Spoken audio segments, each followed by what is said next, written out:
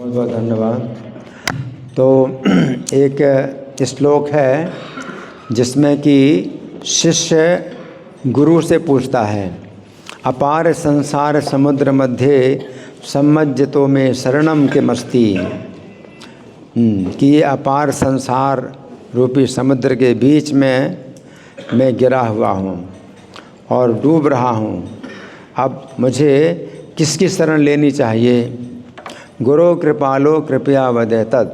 तो हे कृपालु गुरु, कृपया ये मुझे बताइए, अपार संसार समुद्र के बीच में मैं डूब रहा हूँ, अब मैं किसकी शरण लूँ? तो उत्तर मिलता है गुरु से, विश्वेश पादाम्बुज दीर्घ नौका, कि जो जगतपति जगत के ईश्वर हैं तो उनके चरण कमल की दीर्घ नौका ही तुम्हें शरण देगी। तो दीर्घ नौका का मतलब जहाज है। एक नौका होती है नदी पार करने के लिए, सरोवर पार करने के लिए नौका होती है, और समुद्र पार करने के लिए दीर्घ नौका। तो दीर्घ नौका का मतलब जहाज। तो भगवान कृष्ण के चरण कमल का जो जहाज है तो उसकी जो है शरण लो तो आप जो है पार कर जाओगे। तो ये जो दीर्घ नौका है, भगवान के चरण कमलों की दीर्घ नौका, भगवान के चरण कमलों की का जो जहाज है, ये वास्तव में इस्कॉन है। ये इस्कॉन जो है जहाज है जिसमें हम लोग भी नौका विहार कर रहे हैं। इसमें नौका में विहार है ना। तो क्या विहार है? कृष्ण के जो है बारे में श्रवण कीर्तन जो करते हैं, नौका विहार है। नौका में बैठे हुए हम जो है आनंद ले रहे हैं कृष्ण कथाओं का। तो बड़ी आसानी से पार कर जाएंगे अगर हम कृष्ण के साथ में, कृष्ण के संबंध में भक्तों के बीच में चर्चा करते हैं, तो फिर बिना किसी कष्ट के हम जो है बड़ी सुरक्षित रूप से हम इस समुद्र को पार कर जाएंगे। तो भगवान बताते हैं, मच्चित्ता मद्गत प्राणा बोधयन्तः परस्परम कथयन्त माम नित्यम तुष्यन्ति च रमन्ति च। तो ये नौका विहार यही है। प्रभुपाद ने ये जो है नौका भी दी है, जो इस्कॉन का जो है जो जहाज है दीर्घ नौका, यह हमें प्रदान की है और इसमें जो है हमें प्रवेश मिल गया। तो अब इसमें जो है क्या है, विधि क्या है कि भगवान के चरणों में मन लगा करके हम लोग क्या करें, मच्चित्ता मद्गत प्राणाम बोधयन्तः परस्परम, एक दूसरे को हम जो है बोध कराते हैं और एक दूसरे को सुनाते हैं। कथयन्तः माम नित्यम तुष्यन्ति च रमन्ति च। तो कृष्ण के बारे में चर्चा करते हैं और इसी में ही संतुष्ट होते हैं और आनंदित होते हैं। तो यही जो है नौका विहार है कि कृष्ण के संबंध में प्रभुपाद ने विधि बनाई, ये प्रभु विधि बताई है। तो इस्कॉन के जितने मंदिर हैं उनमें जो है इस प्रकार का जो है ये कथा विहार होता है। कथा में हम जो है विहार करते हैं, कथा का आनंद लेते हैं। तो इस्कॉन के मंदिरों में ये जो है कार्यक्रम जो है बना है, और दूसरे मंदिरों में ये कार्यक्रम नहीं होता। दूसरे मंदिरों में तो आप जो है बस केवल दर्शन करो और निकल जाओ बाहर, और कोई दूसरा कार्यक्रम होता ही नहीं।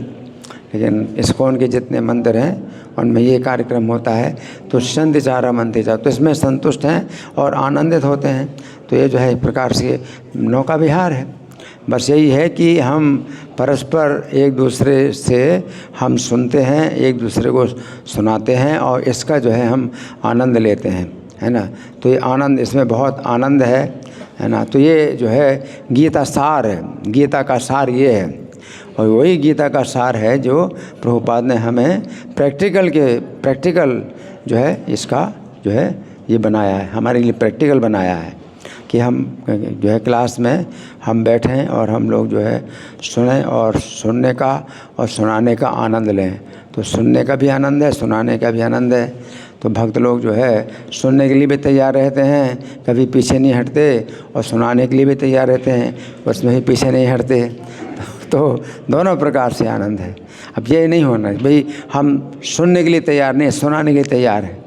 जहाँ सुनाने का अवसर मिलता है तो तैयार हो जाते हैं, और सुनने का अवसर मिलता है तो फिर हम जो पीछे हट जाते हैं। तो सुनना और सुनाना दोनों में आनंद है ना। तुष्यन्ति च रमन्ति च, तो ये कार्यक्रम है।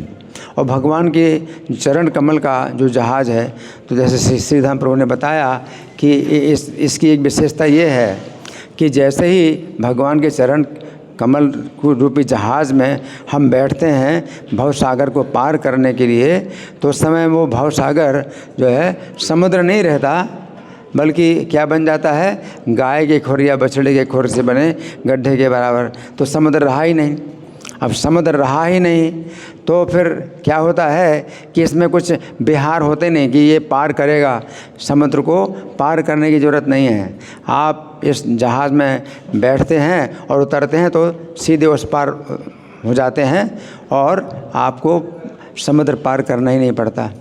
तो भगवान के चरणों की जो नौका है, तो इसमें भक्त लोग जो है केवल बैठते हैं और उतरते हैं और इस पार से उस पार हो जाते हैं, और इसमें नौका चलती ही नहीं, नौका चलती नहीं है। तो जो भक्त लोग जो है इस भगवान के चरण कमल की नौका से जो है वो समुद्र पार कर लेते हैं और नौका वहीं की वहीं रहती है। अगर आप नौका से अगर समुद्र पार किया तो फिर आप नौका से उतरेंगे समुद्र के उस पार, तो इस पार फिर नौका कैसे आएगी। तो भगवान के चरण कमल की नौका ऐसी है कि इस पार से उस पार जाती ही नहीं। आप जैसे ही चढ़ते हैं नौका में और उतरते हैं तो इस पार से उस पार हो जाते हैं और नौका वहीं की वहीं रहती है। तो जो भक्त लोग हैं भगवान के चरण कमल की नौका से भव समुद्र पार कर जाते हैं और दूसरों के लिए भी नौका छोड़ देते हैं, क्यों नौका वहीं की वहीं, इस पार नौका हमेशा बनी रहती है।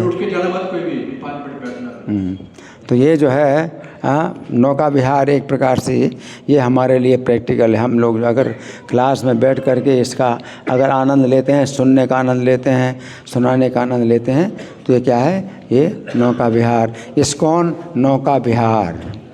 हरि बोल।